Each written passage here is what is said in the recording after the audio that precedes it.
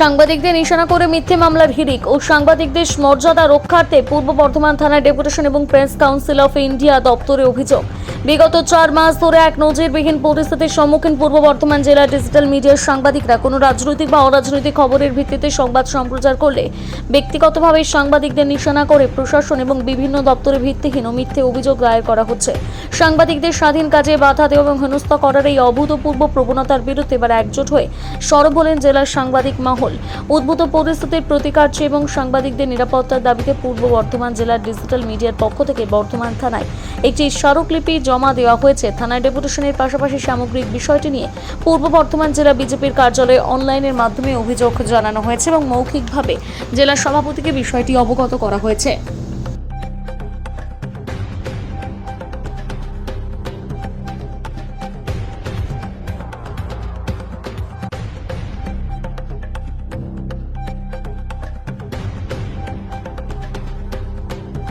আমি আমজাদ আলী শেখ, আমি পূর্ব বর্ধমান জেলা ডিজিটাল মিডিয়ার সভাপতি।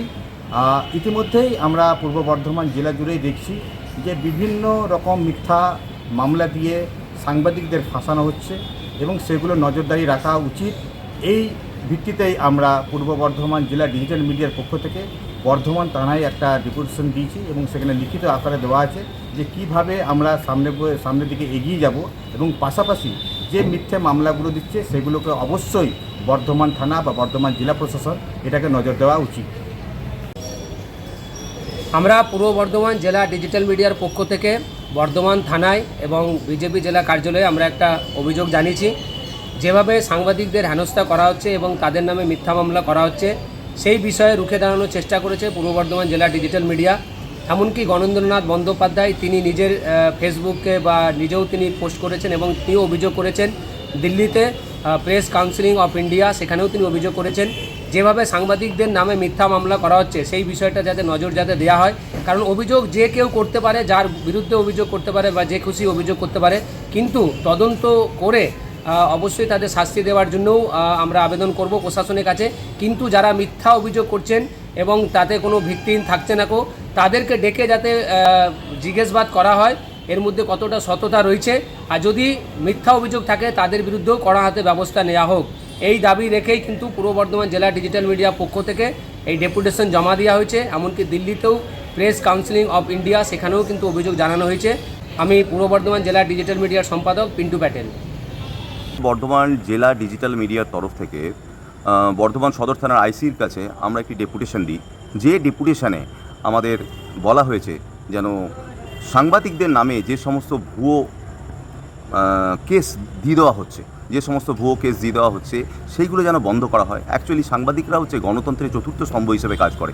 খবর তুলে ধরা তাদের বিশেষ কর্তব্য বলে মনে করা হয়। কিন্তু কিছু মানুষ আছে নিজেদের স্বার্থের জন্য, তাদের স্বার্থে আঘাত লাগছে বলে হঠাৎ করে কোনো সাংবাদিকের এগেনস্টে কিন্তু ভুয়ো কেস দিয়ে তাদেরকে ফাঁসাবার চেষ্টা করছে। এই ব্যাপারটি যাতে না হয় দ্বিতীয়বার বা অন্য কোনোবারই কোনো সাংবাদিকের ক্ষেত্রেই, তাহলে সেই জিনিসটা দেখার জন্য আমরা বর্ধমান সদর থানার আইসিকে অনুরোধ জানালাম ডেপুটেশন দিয়ে।